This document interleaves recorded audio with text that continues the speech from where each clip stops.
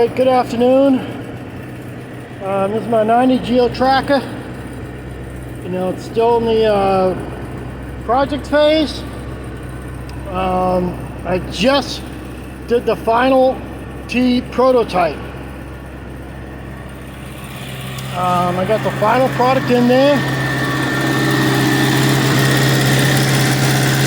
It is running a little high. So I'm going to keep an eye on that. That needs to be fixed. Last time,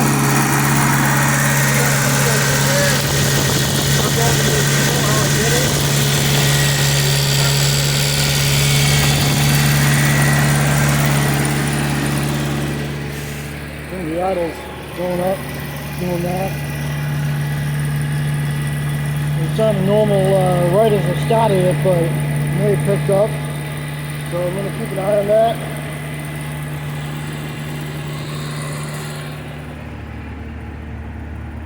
Not that smoke, but it's just the sun reflecting. So yeah, the idle is a bit high. The oil pressure light didn't come on this time. So that leads me to believe that it is a wire somewhere going to that oil pressure light. So it is idling a little high, so that's going to require some further testing. I'm just going to let it run for a bit.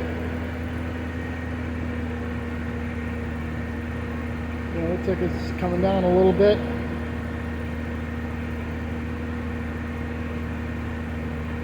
You know, so there's more delving I need to do, but I got the final breather hose T prototype in there, the final product. So I'm just going to let it run for a little bit.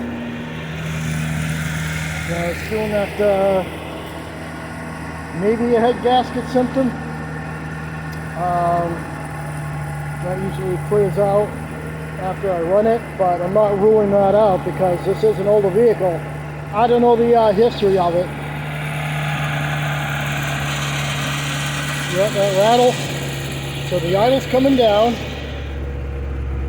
It's coming down back to about 2,000. So we're just doing a yo-yo. So I know somebody in the forum said that it could be, you know, the wax pellet valve or whatever they call it. So I'm going to have that checked. But as you can see, it's running. You know, so like I said, the oil pressure light didn't come on this time. You know, like it did the last time. You know, it came on then went off. So if nothing else, I'm getting good oil pressure. So that's a good sign. You know, it's doing that. Yeah, there we go. So there's definitely something else going on.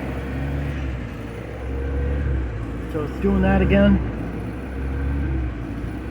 You know, so I definitely want to have that addressed. But I think in the meantime,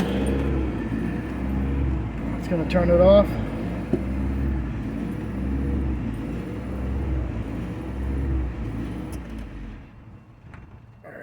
So again, this is my project car, so you know, again, just want to see if there's any smoke coming out. Checking my other repairs. You know, I did do the valve cover gasket. In fact, I know another leak could be the call that fucking thing, the distributor cap seal. So let me see if that's actually leaking, if I can reach in there without burning my hand. That might actually be leaking. So that's probably something else I'm going to have to get done. Again, I'll probably save that for when I bring it to the... I think I'm just going to bring it somewhere, you know, for like the fluid flushes, oil change, tune-up. You know, see what they say. So at least I got the valve cover gasket fixed. Check under here. I mean, that could be old oil, I don't know, but it is something I'm going to address. But let me get to the design that I had, right? You know, it's kind of fucked up looking, but you can kind of see, got a hose bob tee with some hose, you know, a fuckload of clamps. And, you know, the size of the tees, you know, were not lining up, so, but you can kind of see, you know, how it kind of curves. It might be mild kink, but it's not like super kink like before. You know, that's what I was trying to replicate. So what I ended up having to do, you know, was, you know, I got one of these. You know, you can kind of see it, you know, the hose bob tee. You know, and I got it, and I did, if I still have a piece with me. I don't know if I do or not. In this bag. There it is. So what I did was I took this, just kind of slid it over that. You know, see how that goes? I wrapped some Teflon tape around this, so this kind of simulates, you know, what this used to do. Or maybe it's the other way, but whatever. You get my point, right? So I did that. You know, cut some hose. You know, wrong size hose, but you get my point, you know.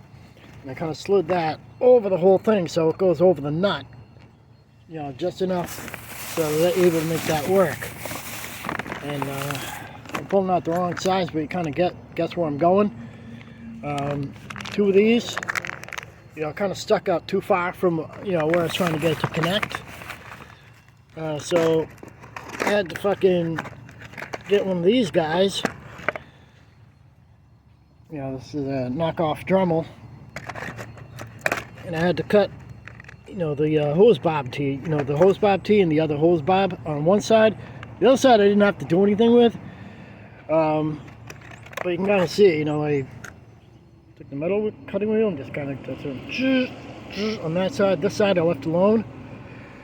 And on the hose bob tee, you know, on that one side where it connects to the throttle body, you know, buzz on both sides, so, you know, so that it'll fit.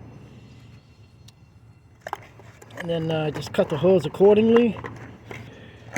And that's how I'm gonna bring this back home because I gotta charge it up again. That's how I was able to get that to be done.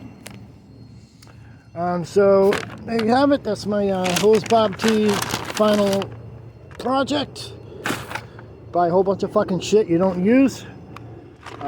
Definitely gonna charge this up because fucking drained the battery, and that's just today alone. So like I said, you know, this is a ongoing project. You know, I mean, again, you know, it runs and drives. So now that I got everything where there's no real kinks, and this, you know, slides right over that, and got a fuck ton of clamps. Probably could have used one more T over here, but you know, it's fine. You know, it's not coming off. And you know, put a little Teflon tape over that as well. So yeah, that's that project. Definitely going to see what's going on with the wax spout valve, but you know, to be honest, you know, minus the things like, you know, the headlights, you know, maybe a few other things.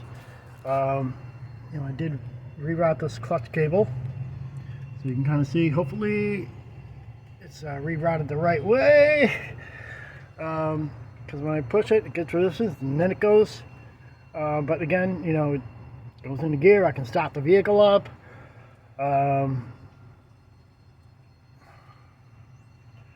You know, and I did take it for a spin last time. You know, and seemed to behave like a 35-year-old vehicle. All right, so that's that.